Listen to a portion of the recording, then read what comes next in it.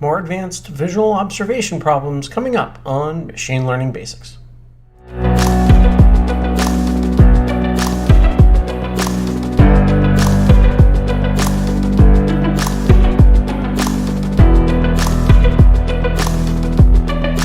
Take a second to thank all my Patreon subscribers who are helping me with the production of the show. And if you find the show useful, you can check out our Patreon down below. If you're not able to participate with the Patreon, it's totally okay. A like, a share, or a subscription is a great way to help make sure that this series keeps growing.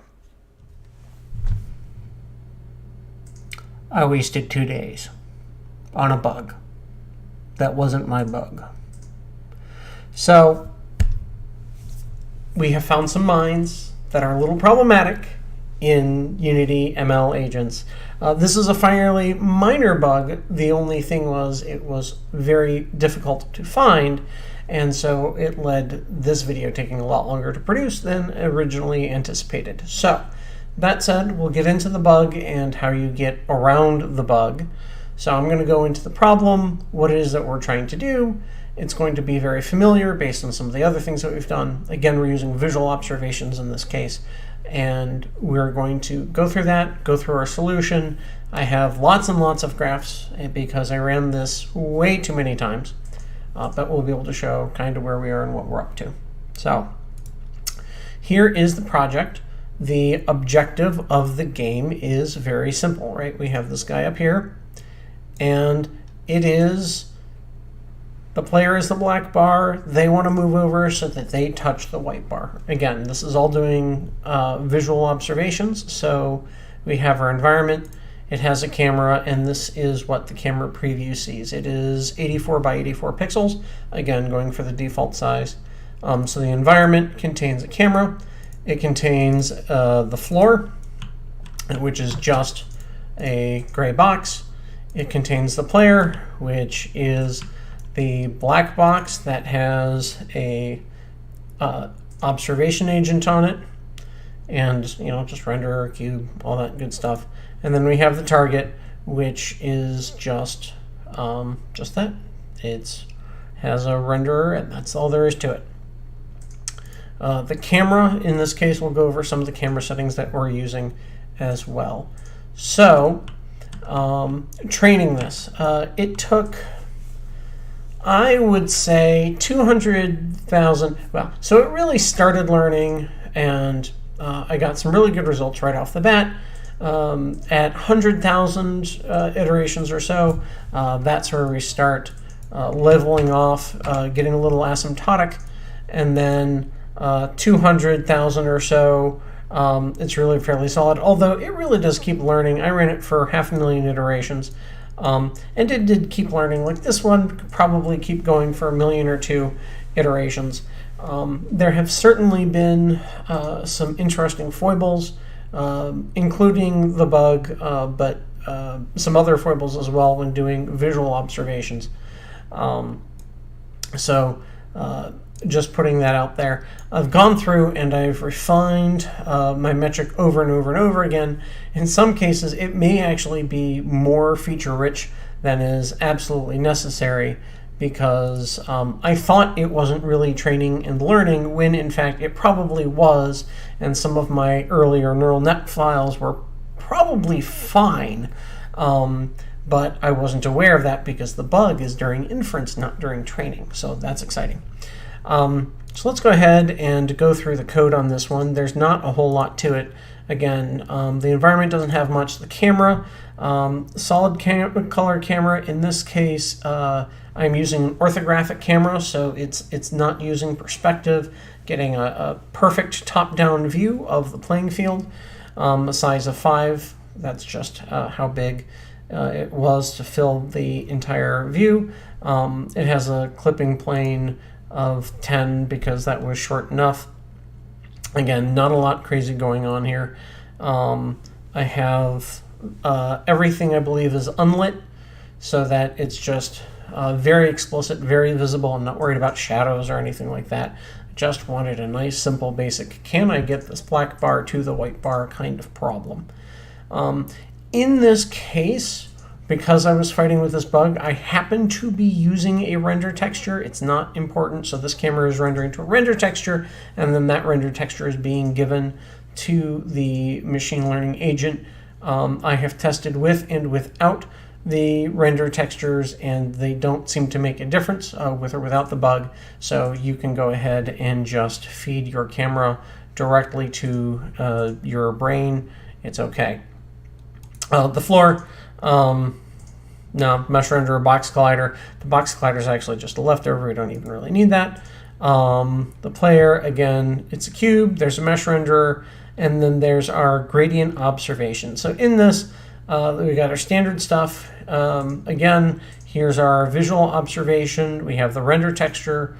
That could just as easily be the camera instead of the render texture. Max steps, so you have 400 steps to get the black bar as close as you can to the white bar. Reset on done is yes. And let's see here. And then down here are things specific to this environment. Where's the player? Where's the target? How wide is the environment? All right, -5 to 5, so it's 10 wide. The marker speed is 1. The total penalty success reward. These are some of my input parameters to help balance out rewards and penalties. And again, I tried a whole bunch of these, and many of them behaved very similarly. And I think, again, a lot of those were probably perfectly fine, but I didn't think it was training right. And so, you know, I kept trying and trying with various values in here. And these are the ones that I've ended up with, and they work just fine. We'll go into specifically what they do in a little bit. The reward curve. This is something that I want to start playing around with, and right now I am just using a linear curve, right, from if you are a distance of 0 from your target, right, if you're really close to your target, then it's a reward of 1. The further you get, the lower the reward is. I'm using an animation curve here, and one of the reasons I'm using an animation curve is the next video after this, I want to play around with some stuff in Unity just to see what would playing around with reward curve do. Does that affect training? Does it even matter that much, right? And so this is just a nice way to be able to visually play with functions and be able to say, oh yeah, I'm really going to reward this for being close, or you have to be further away, right? And so you can really have some fun playing around with these reward curves. You could set up a local maxima if you really wanted to and see it get caught there. I'm not sure why you would do that, but you probably could, right? Or you could do something that looks, you know, a bit more like this, that might really encourage it to push closer and closer to the optimum score as opposed to the linear curve that we've had. So I'm curious about just kind of playing around with that and seeing what we get by having a reward curve. So it's kind of a future placeholder. For now, I'm just keeping it a straight line. And then this debug checkbox is just to let me turn debug messages on or off, and that was necessary when I was bug hunting. And then the target, it's just rendered, and it has this white target material. And I will clean up this god-awful mess of a project folder before I upload it to GitHub, because this is a little embarrassing. As I was beating my head against the desk figuring out what the heck was going on. All right, hopping in here, gradient observation 2D agent. Let's edit this script. Visual Studio, there it is. I am on Visual Studio 2017. I haven't upgraded to 2019 yet. I haven't really had much need to. Okay, let's see. I'm going to go ahead and get rid of those unnecessary usings while we're here. But again, this is what you saw in the editor, right? Where's the marker? Where's the target? Where's the width, min, and max? The marker speed, total penalty over maximum steps, and then the success reward. And then here's where I define my default animation curve. Again, at time 0, I get a full 1, and then at time 1, I get a value of 0. So that's just creating a linear line. Let's see, our total width is 10. Their win distance, so this is how close to the white bar do I need to be in order to win. you could use colliders. I just, in this case, just defined a hard distance, and I was happy with that. And then here's that debug value again. So when we start up, when we initialize, it's actually overriding this total width with the actual total width. When we reset the system, we're just giving a random position for the marker and the target locally based on their game board, basically, right? So we find the parent environment, and then we use that as the baseline, and then we randomly select an X and a Y position. Actually, no, just an X position. The Y position and the Z position remain the same as the parent. So just a random X position, because we're only moving in one dimension. Let's see here. So when we take an action, first we clamp from -1 to 1. Be sure anytime you do a clamp that always double check. I have accidentally once clamped from 0 to 1 instead of -1 to 1. That took me a full run, and I was looking at the output. I'm like, that's wrong. So double check your clamps anytime you use clamp. And then again, here's one of my debugs. The starting distance. So what is the distance from where the marker is to the target, and then divided by the total width, right? So I want a normalized distance between these two. And then I take that action and I multiply it times time.delta time, and then I move along the x-axis, left or right, depending on what the action is. Again, that's been clamped, so you can't go crazy. So the starting distance is, as of before I make this move, how far am I from the marker, right? And then the new distance is, all right, after I've made this move, again, normalized, how far am I from the marker? And if you're within the win distance, hooray, you had the reward and you're done. Otherwise, it checks to see, hey, the first thing is the distance less than the starting distance, right? Did you go in the right direction? If you went in the right direction, then we use the reward curve, right? We've normalized our distance from 0 to 1, and so our reward curve, we can use that, even though it's an animation curve, it's really just a curve, it's a function. And so we can use that to evaluate and get a value out, right? So if, in this case, it's very low, we'll get a higher number, and then I normalize it with the total maximum steps in the thing, right? So that we're just kind of scaling with the number of steps. If you went the wrong way, then I've said that there's a total penalty over the maximum step. So over the course of 400 steps, if you went the wrong way every single step, you would get a penalty of -10, right? And so that is the total cumulative worst case scenario. What would you accumulate? And then I take that and I divide that by the maximum number of steps, so that each step that you go the wrong way, you get the same amount of penalty. Now, could I make another a graph? Could I make another curve and say, hey, the further away you are, the worse it is, or the closer you are and go the wrong way, the worse it is? Yeah, you could absolutely do that. In this case, I just didn't bother. It said it should be a linear penalty, should be enough to say, hey, don't go that way. Again, another debug statement.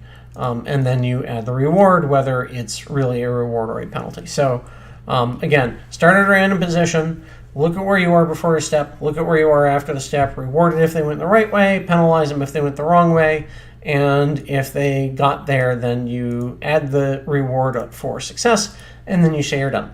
That's all there is to the environment. I didn't even bound the movement to the environment, which, to be honest, it probably should have, because sometimes markers will go off the board and then it can't see the marker, because that's the only observations it has is what it can see on the board. And so it just tends to kind of keep going that way.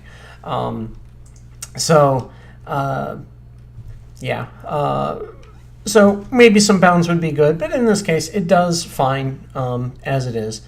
So we'll go back here and take a look. And again, the curves looked great. You can ignore this line. I just accidentally restarted training with the same name. I forgot to rename my scene, but I caught it quick. So it just draws back there. But so both of these are very similar curves with two different approaches. One of these uses a camera, one of these uses a render texture.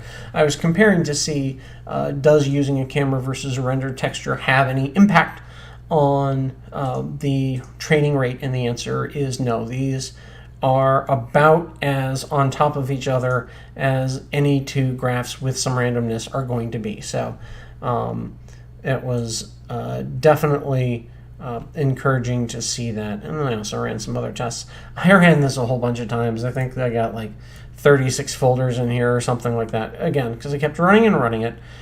Because I would see these curves, I was like, oh, wow, hey, this looks great. You know, I'd get up in the morning and say, oh, that's awesome.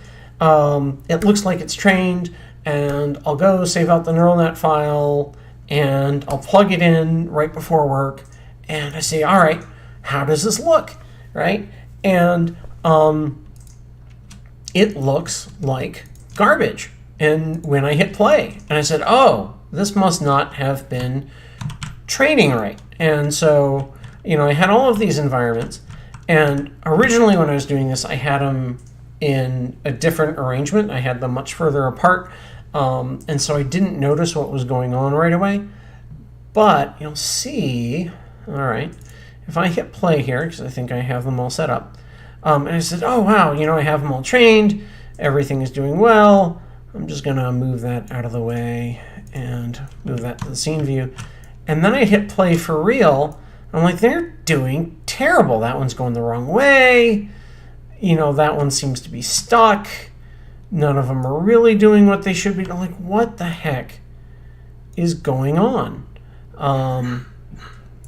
And I can even tell that I have one of these that is set up a little bit differently than the others, because what I found, and it took me, again, a number of runs to really realize what was going on, but I was watching these, I was like, wow, these are all moving like not at all, or they'll all move right, or they'll all move left. They're all doing the same thing. And then I was watching it, and they were, when I brought them all together in a line like this, it became very visibly obvious that they were, in fact, all doing the exact same thing. And that whether or not it was beneficial to them, they were doing the same thing. So we have here 1, 2, 3, 4, 5 environments that I'm showing right now, because I fixed a couple of them, and so they're going to act differently. But we see these 5 environments, and they are all moving in the exact same way. And so these guys are moving left and right when it doesn't make sense for them to. Like, this is all weird. But if you watch this guy right here, what you'll see is that they are all doing whatever this one does. And I'd never seen that before in ML agents, right? So even though like this one and that one aren't benefiting by going right, they're all just following whatever this one happens to be doing, right? And so in this case, this is learned. There might be like another local optima where it learns to go back and forth as it's close to the bar, but here it goes. Again, all right, these guys, you know, it doesn't help them to go to the right, but this one keeps going right. I'm going to speed him along this path here. All right, keep moving him to the right, and then as soon as he wants to go left, right, or get stuck, right, they all go left. So this one has decided to go left. He's off the map and confused, but now they're all going left. So 2 days to, you know, in the morning, starting off training or looking at stuff. In the evening, I'd kick off training and look at stuff. And then I realized they are all following the leader or a leader for some reason. And so the curves are right. So I said, all right, well, what does it look like then when I do inference? If I turn all of these guys off, if I turn all of those ones off and make sure that we're not getting any weird cross chatter or whatnot, right? How does it look? Well, the answer is not bad, actually. It's far more consistent. It's much more what I'd expect out of a trained neural network, right? It's moving to the right when it should move to the right most of the time. Sometimes it'll find a little local maxima just like this, right? But then it'll move to the left like it's behaving exactly like you would expect. So why is it that all of these are all of a sudden just following one? I have no idea. I don't know what's going on.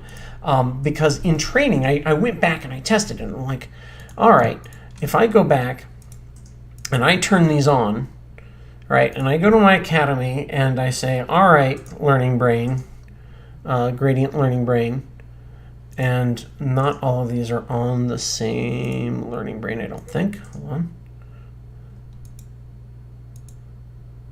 Yeah, so that one's on a different one. Come over. That's a hint as to how you solve this.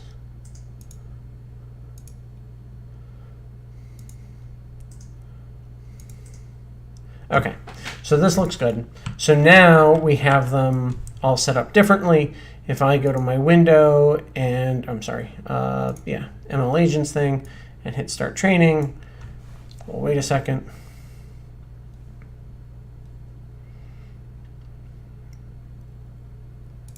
And while we're waiting for that to fire up, make sure, okay, we're in control there. All right, that's ready to go. Hit play. Come back to the scene, and we'll see these are all acting similarly, but they're not in lockstep, right? And this is a new-ish environment, so they're acting randomly, but they're not all moving left at the same time, and they're not all moving right at the same time. They're moving randomly back and forth, but it's not the same as, you know, all of them acting uniformly.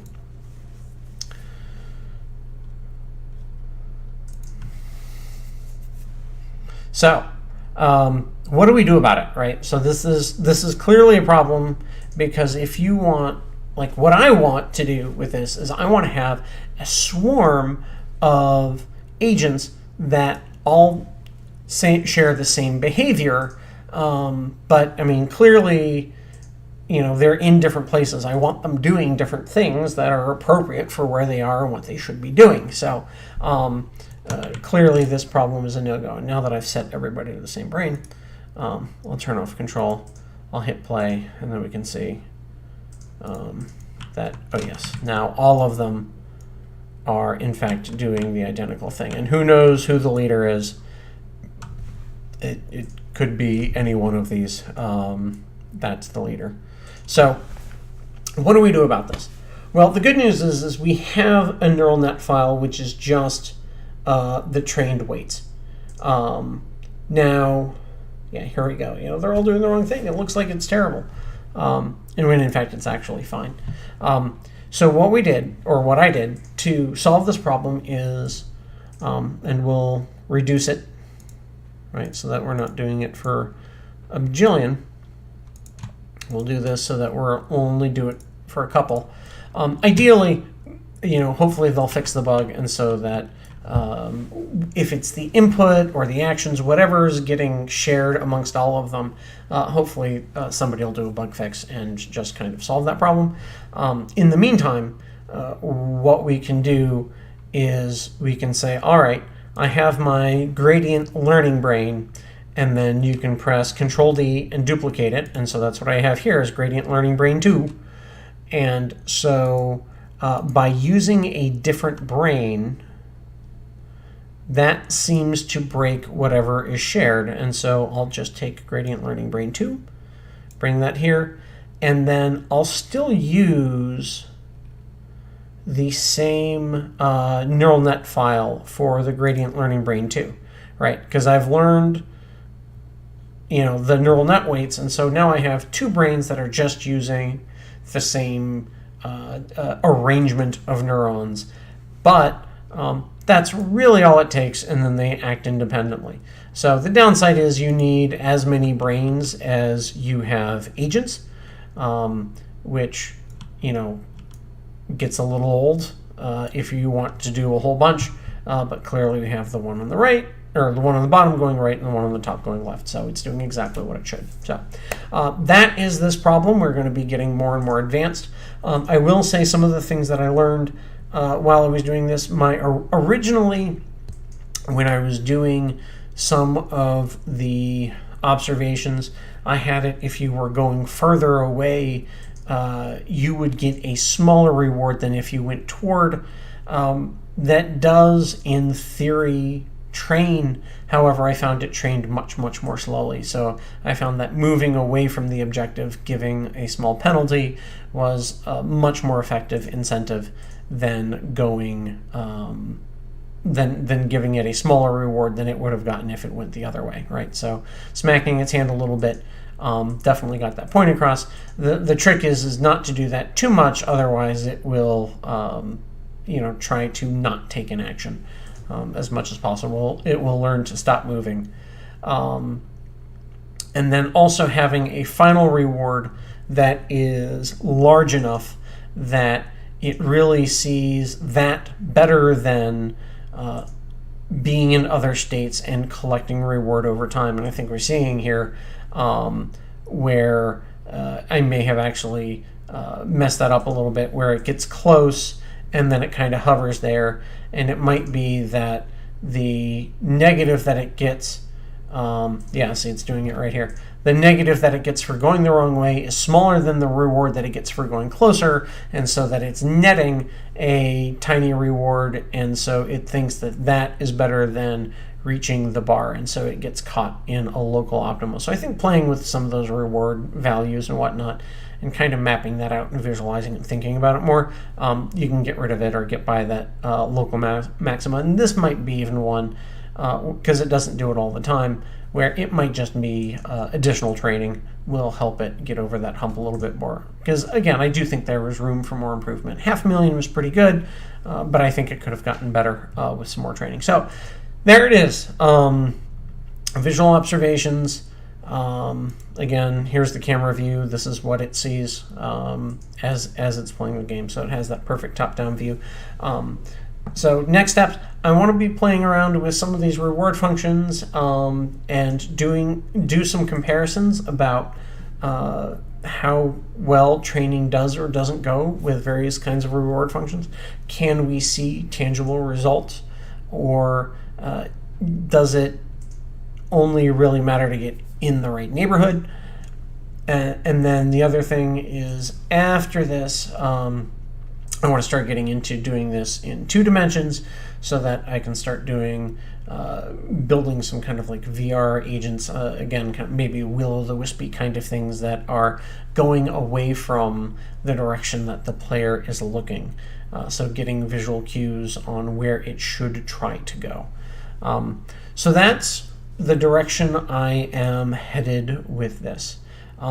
As always, any questions, comments, please feel free to put them here on YouTube. For my patrons over on Patreon, once again, thank you for helping support the show. Feel free to ask any questions there or here. I generally try to prioritize the patron over the general YouTube questions, but I do really try hard to get to everybody. And then, as always, if there's any suggestions, questions, things that weren't clear, terminology that I screwed up along the way, please let me know. I'll try to make corrections as best I can. And thank you very much for watching and for your participation in this community. I really appreciate how everyone is coming together, and I think we're doing some neat things. I also, I think we're getting to the point where we're getting enough viewers now. I would love to see what kinds of projects people are putting together. If we get enough of them, It might be cool to do kind of like a supercut video where I'm able to show a bunch of different things that different people are working on, just because I think this is a really interesting space, and I always love to see what cool things that other folks are working on. So keep that in mind. If you want to share what you're doing, go ahead and shoot me a note. All right, until then, good luck and happy learning. Thanks. Bye-bye.